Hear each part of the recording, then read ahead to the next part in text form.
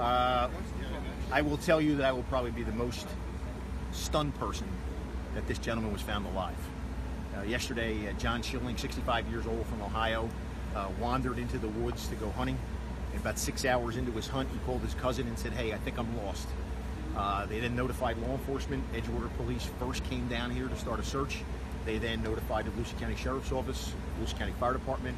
DOC was out here, but most importantly, FWC came out in droves.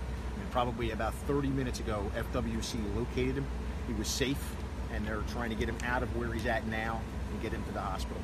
And I have to tell you, as you look around here, all of these folks are the reason that that man's alive today, plus Air One. So I'm going to let the captain, because it's his guys that found him, and he brought all these resources in, and I'll let the captain fill you in. Do you have a spelling on that last name? Schilling, S-C-H-I-L-L-I-N-G. Is he familiar with visiting here? Visiting here. He's from here, from Ohio. Okay. All right, Captain. First, I'd like to say this was a great team effort between state and local agencies.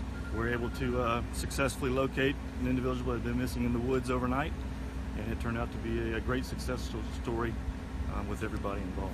How were you finally able to locate him? We had some officers that were looking in an area, and they noticed some bushes that had been, looked like someone had laid in them, is what they described to us. And so we were able to deploy a canine unit to that area, and through the canine unit they were able to locate the individual out in the woods.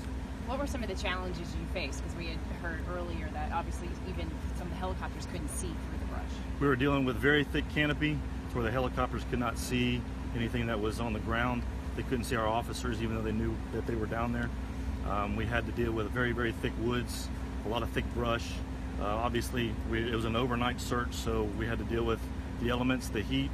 It was a rough effort. What did the hunters say to the people who found the searchers after I haven't gotten any of those details yet. I'm sure he's pretty happy to be heading out by this point, though. What was he like? Oh, I'm sorry.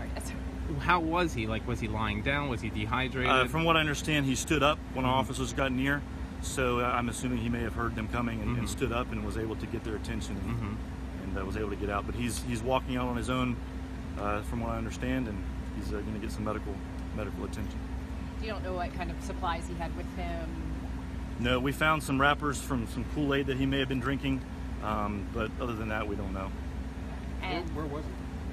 North, south, east, or west? It was northwest of here, about a half a mile from the. I guess it's the Florida Estates subdivision back in there off of Northwest 35th Street. And about how far from where he first wandered in? It was about 2 miles. He traveled about two miles through the woods from where he went in. To show you how confusing and hard it can get? It can get very confusing, especially in the dark, especially at night when it's real thick. It's very difficult to see your way through, so it can get pretty tough if you're not if you don't understand. And a mistake a lot of people make is they move around. So we encourage people, if you get lost in the woods, find an open spot, open canopy where you can see the sky, and hunker down. And your opinion of this whole group and the effort? It was an amazing team effort. Without all the partners that you have here, it couldn't have been done. So it was a great team effort. Let's get your name and spelling. Yep. My name is Herbert Ferking, F-R-E-R-K-I-N-G. Rank? Captain. And Herbert, H-E-R-B-E-R-T. I mean, not that you can say for sure, but how much longer could people last with this heat index out there? You've only got 2 to 3 days without water. So if someone doesn't have water, they don't have very long to last. So he was on his second full day. yes, this is the second full day.